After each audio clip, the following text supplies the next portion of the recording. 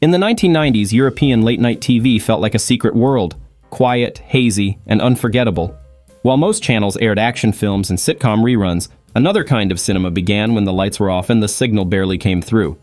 It was the age of scrambled broadcast, imported VHS tapes, and soft-lit scenes that seemed to slow time itself. At the heart of this after-dark universe were the women, icons who didn't just perform, but defined the mood. They weren't mainstream celebrities. They were something more mysterious, more dreamlike. Their presence lived somewhere between fantasy and memory, distant, elegant, and impossible to forget. Some became stars, others appeared only briefly. But together, they built a legacy, one that still echoes in late-night nostalgia and whispered recollections of a glowing screen behind a closed door.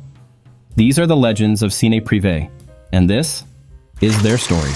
By the end of the 1990s, Cine Privé wasn't just a secret whispered after dark. It had become a recognizable style, and no one embodied that evolution quite like Clara Morgane.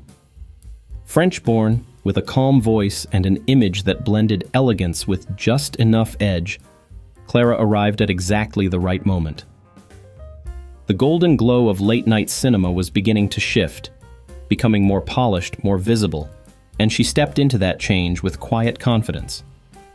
Clara carried the grace of the early icons, but brought something new, a sense of media awareness. She didn't just appear in soft-lit scenes, she appeared on magazine covers, gave interviews, and eventually hosted television shows. She belonged to the screen, but also to the moment. She knew how to move between mystery and mainstream. Her performances were refined, her presence magnetic. Where earlier stars often felt distant or underground, Clara walked into the spotlight and stayed there.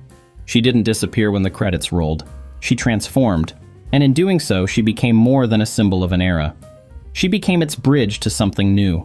There was something different about Laure Sainclair. She didn't demand your attention, she simply appeared, and somehow, that was more powerful. At a time when many performers were leaning into boldness and spectacle, Laure brought a quiet kind of presence. She didn't rush a scene. She moved through it like a slow breath, as if the camera had to catch up to her pace. With soft features and a gaze that seemed to belong to another era, she felt like a character from a forgotten European film, distant, beautiful, and just out of reach. There was a sadness in her eyes, a kind of stillness. And in a genre often built on performance, that subtle restraint made her unforgettable. Her scenes weren't loud or fast. They lingered. Lit by candlelight, wrapped in slow fades and long silences, they invited the viewer to simply sit and feel. Laure didn't try to control the spotlight. She let it pass over her gently, and in doing so, became one of the most memorable faces of that world. For many, she wasn't just part of Cine Privé. She was the final moment before the lights faded out. If Laure was a whisper, Draghixa was a spark, sudden, bright, impossible to ignore. Born in France with Balkan roots and an untamed energy, she brought something different to the screen. Where many moved with slow precision, Draghixa charged. She didn't ease into a scene. She took it over. There was always something alive behind her eyes, a smirk, a shift in posture, a look that suggested anything could happen next. She didn't just act, she reacted. To the camera, to the mood, to the moment. And that unpredictability made her electric. In France, in Italy, and across late-night satellite channels, she became a favorite. Not for being polished, but for being present. Her scenes felt less like rehearsed fantasy, and more like real emotion slipping through the cracks. Wild, playful, sometimes defiant, always captivating. And just as quickly as she rose, she was gone. No farewell, no fade out. Just a flash of movement in the dark. Some stars stay because of their beauty. Draghixa stayed because of her impact. By the late 1990s, as the golden age of Cine Privé began to fade, a new kind of figure appeared on screen, calm, composed, and completely unlike anyone who came before her. Katsuni didn't announce herself with drama or excess. She didn't need to. With a gaze that held steady and movements that felt precise, she brought a sense of control that was rare for the genre.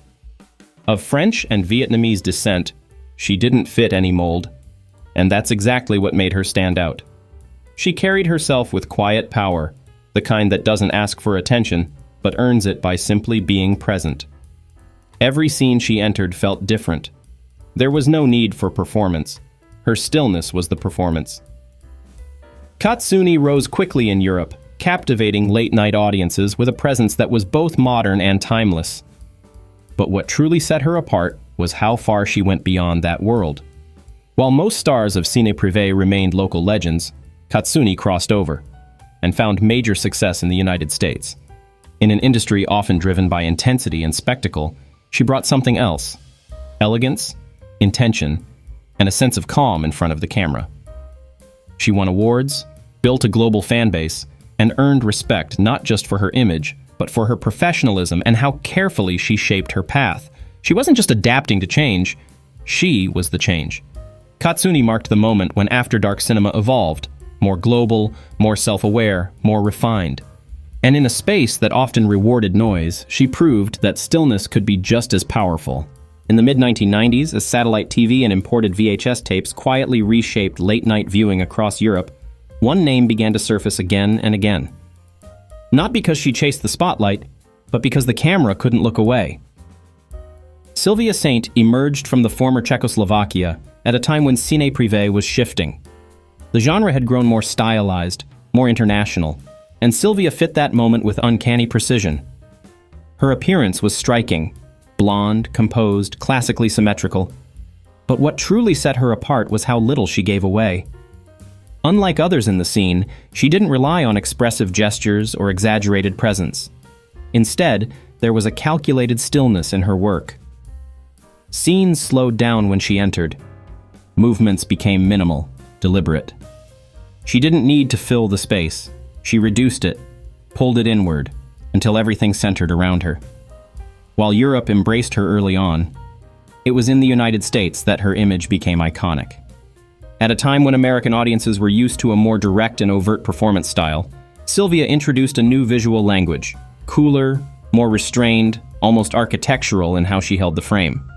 Her work circulated widely, first through VHS and specialty networks, then across magazines, collector series, and convention culture. But what's most remarkable is how little she seemed to change under that attention. There was no shift toward the mainstream, no attempt to soften or adapt. She remained still, consistent, distant, controlled. Sylvia Saint didn't just succeed internationally. She redefined how success could look in this genre, less about volume, more about precision, less about presence, more about control over it. Her legacy isn't tied to one performance or role.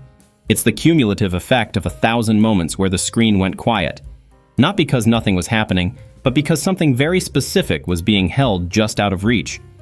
In an era full of motion and noise, Sylvia brought the power of restraint, and that's what made her unforgettable. By the early 1990s, Cine Privé had found its rhythm, soft lighting, slow pacing, and a kind of mysterious elegance that made everything feel slightly out of reach. But then came Zara Whites, and everything sped up just a little. Originally from the Netherlands, Zara entered the scene with a different kind of energy. She smiled more, moved faster, looked straight into the lens without hesitation. Her presence didn't suggest distance. It invited familiarity. At a time when many performers cultivated an air of mystery, she leaned into recognition. Zara wasn't just featured in late-night films. She was everywhere.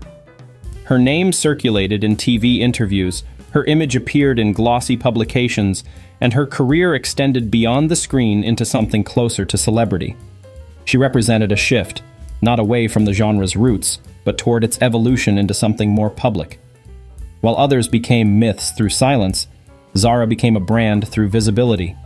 That accessibility didn't dilute her presence. On the contrary, it redefined what power could look like in this space. She wasn't waiting to be discovered in the shadows of a soft-focus scene. She walked right into the spotlight, as if to say, "You already know who I am."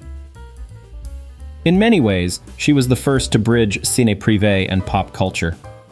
Her performances still carried the sensuality and style of the genre, but there was always a wink, a kind of knowing charm that made the viewer feel like they were in on something. Zara Whites didn't just appear on screen. She made the screen feel brighter, faster, more alive. And in doing so, she proved that even in a genre built on suggestion, confidence could be its own kind of allure. By the late 1990s, the mood around Cine Privé was shifting. The slow, dreamlike tone that had defined the genre for nearly a decade was beginning to feel out of sync with the pace of the world around it. And into that space stepped Nina Roberts. French, magnetic, and unmistakably direct, she didn't enter quietly. Where others floated through candlelit rooms, Nina arrived with urgency, as if the scene had been waiting for her to wake it up. Her performances were less about suggestion, more about intensity. She didn't keep her distance from the camera. She confronted it. There was always a feeling that something real and possibly volatile was simmering beneath the surface.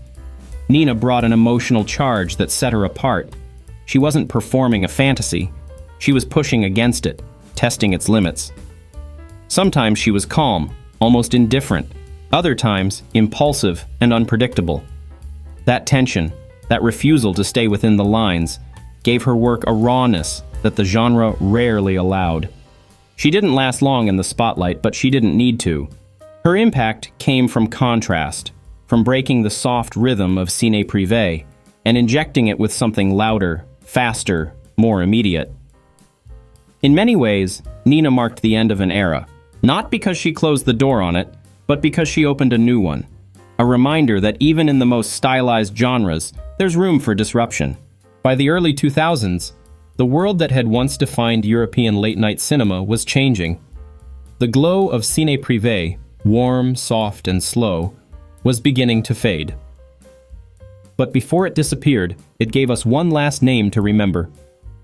Monica Sweetheart arrived at the moment when everything was shifting. VHS was on its way out, satellite TV was evolving, and the quiet corners of after-dark entertainment were being overtaken by the speed of the internet. She came from the Czech Republic, a region already known for producing striking on-screen talent. But Monica brought something else, a calm, youthful presence that felt like it belonged to both the past and whatever came next. Her look was modern but never artificial. Her demeanor, confident but never aggressive. There was still a trace of the old atmosphere, soft lighting, slow pacing, understated tension, but it carried a different weight with her. You could feel that the moment was closing, and somehow she was carrying it with care.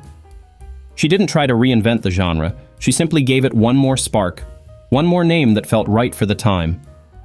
For many, Monica Sweetheart marked the final moment when Cine Privé still felt like itself, a last breath before everything changed.